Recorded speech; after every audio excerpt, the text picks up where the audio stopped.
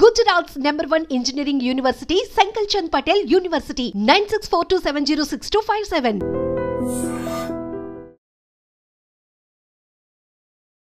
Welcome to iDream. It's me Anusha Komal. ఇవాళ మన guest visa pros ఎండి షేక్ ఆజాద్ గారు ఉన్నారు. వారితో మాట్లాడదాం. నమస్తే సార్.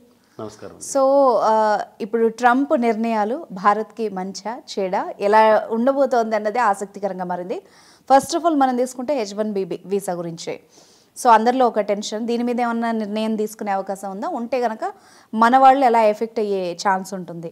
ఓకే, నమస్కారం అండి. సో నా పేరు ఆజాద్ అండి, visa pros managing director. So ఇంతకు ముందుతో మనం కంపేర్ చేసుకుంటే H1B వీసా అనేది కొంచెం కష్టతరంగా ఉండబోతుంది. ఎందుకు అంటే ట్రంప్ వచ్చిన తర్వాత పాలసీస్లో చాలా చేంజెస్ చేసే అవకాశాలు చాలా ఉన్నాయి. H1B వీసా వచ్చేసి బేసిక్గా ఇండియాలో ఎవరైతే ఎంప్లాయీస్ ఉన్నారో వాళ్ళని యుఎస్లో కంపెనీస్ హైర్ చేసుకోవడానికి ఒక వెసులుబాటు ఉండే వీసా అండి.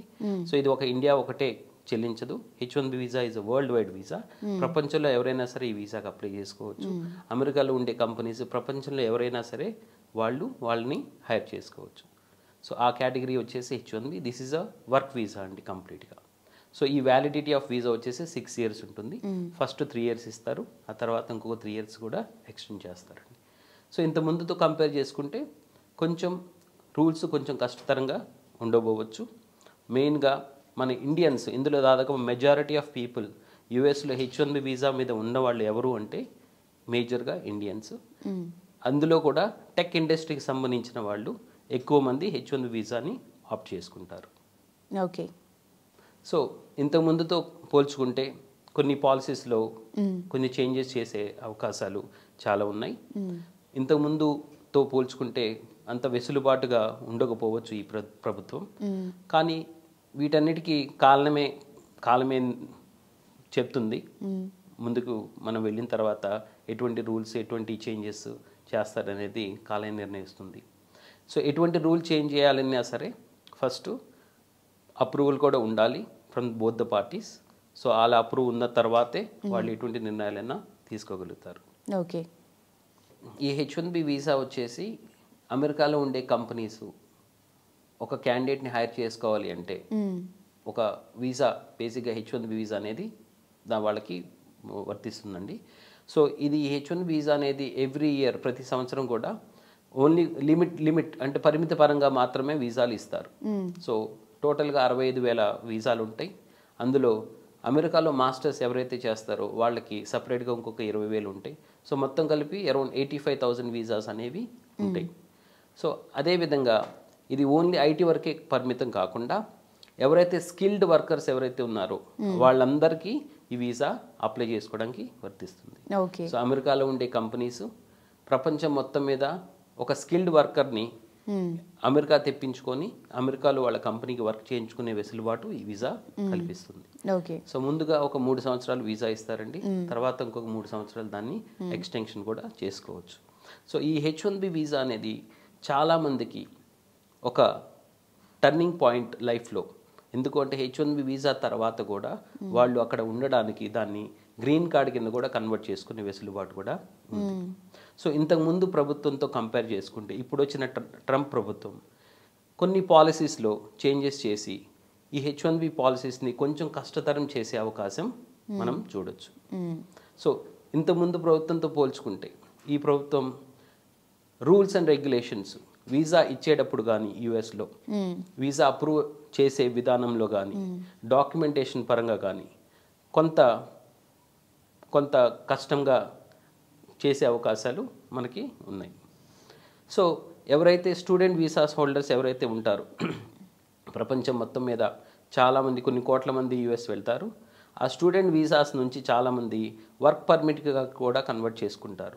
సో ఈ H1B వీసా అనేది ఎవరైతే స్టూడెంట్ వీసాస్ హోల్డర్స్ ఎవరైతే ఉంటారో వాళ్ళు ఈజీగా H1B కింద కన్వర్ట్ అయ్యే అవకాశం కూడా ఉంది. సో అదేవిధంగా H1B నుంచి మళ్ళీ గ్రీన్ కార్డ్ కూడా వాళ్ళు కన్వర్ట్ ఈజీగా చేసుకోవచ్చు. సో ఈ H1B వీసా అనేది ఒక స్టూడెంట్ వీసా అండ్ ఒక గ్రీన్ కార్డ్కి మధ్యలో ఉంటుంది కాబట్టి సో దీన్ని చాలామంది యూటిలైజ్ చేసుకుంటారు. సో ఈ వీసా వచ్చిన తర్వాత అక్కడ లీగల్గా వర్క్ చేసుకోవచ్చు, 6 సంవత్సరాలు ఉండొచ్చు, అదేవిధంగా ఫ్యామిలీని కూడా తీసుకువెళ్ళొచ్చు. లీగల్గా పని చేసుకుంటూ 6 years అక్కడ ఉండొచ్చు.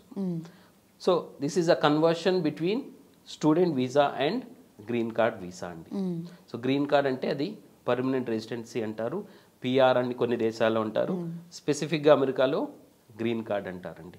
ఇట్స్ నథింగ్ బట్ ఇప్పుడు మెయిన్గా ఇప్పుడు ట్రంప్ నిర్ణయాలు అనగానే ఫస్ట్ ఇమిగ్రెంట్స్కి ఫస్ట్ థాట్ వస్తుంది. సో ఇమిగ్రేషన్కి సంబంధించి అక్కడ ఉన్న ఇమిగ్రెంట్స్కి కానీ ఎలాంటి చేంజెస్ రాబోతున్నాయి, అసలు రాబోతున్నాయా, ఎలా ఉంటుంది? చాలా మంచి ప్రశ్న అండి. సో ట్రంప్ ప్రభుత్వం ఇప్పుడు కరెంట్ సిచ్యువేషన్లో ఇల్లీగల్ ఇమిగ్రెంట్స్కి చాలా వ్యతిరేకత అండి. తను ఫస్ట్ నుంచి ఏం చెప్తున్నాడంటే, నేను అమెరికాలో గోడ కడతాను, బోర్డర్లో గోడ కడతాను, కట్టాడు కూడా. అమెరికాకి మెక్సికోకి బోర్డర్లో కూడా గోడ కట్టాడు. సో ఎందుకు అంటే ఇల్లీగల్గా ఎవరైతే వేరే దేశాల నుంచి తరలి వస్తున్నారో అమెరికాలో సెటిల్ అవ్వడానికి వాళ్ళకి అడ్డుకట్ట వేయాలని చెప్పి మెయిన్గా ఇటువంటి నిర్ణయాలు ట్రంప్ తీసుకుంటున్నాడు. సో అందులో మేజర్గా వచ్చేసి దాదాపు 1,70,00,000 మంది ఇల్లీగల్ ఇమిగ్రెంట్స్ అమెరికాలో ఉన్నారు. అందులో దాదాపుగా 25,00,000 మంది మన ఇండియన్సే ఉన్నారు.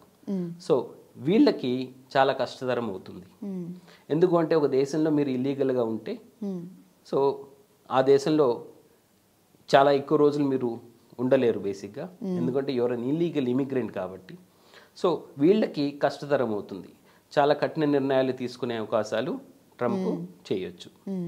సో ఎవరైతే లీగల్గా పనిచేస్తూ ఉన్నారో మన ఇండియన్స్ కానీ ప్రపంచంలో ఏ దేశం నుంచి వెళ్ళి అమెరికాలో లీగల్గా పని చేసుకుంటూ ఉన్నారో వాళ్ళకి ఇప్పటి వరకు ఎటువంటి ప్రాబ్లం అయితే రాలేదు, ఇక ముందు కూడా రాదనే మనం భావించాలి. సో ట్రంప్ వ్యతిరేకత చేస్తుంది మేజర్గా ఇల్లీగల్గా ఎవరైతే ఉంటున్నారో వాళ్ళకి వ్యతిరేకంగా అతను నిర్ణయాలు తీసుకుంటున్నాడు. సో మీరు లీగల్గా మీ దేశంలో ఆ దేశంలో పనిచేస్తూ అమెరికాలో పనిచేస్తూ లీగల్గా ట్యాక్సులు కట్టుకుంటూ ఉన్నంతసేపు మీకు ఎటువంటి ఇబ్బందులు ఉండదు. మీకున్న వీసా క్యాన్సిల్ చేయడం అనేది ఉండదు. అంటే మీరు లీగల్గా మీకు ఒక H1B వీసా ఉంది లేదా మీకు స్టూడెంట్ వీసా ఉంది, లీగల్గా ఒక వీసా ఉన్నప్పుడు 100% మీరు వర్క్ చేసుకోవచ్చు, ఎటువంటి ఇబ్బంది ఉండదు. Right, thank you very much అండి.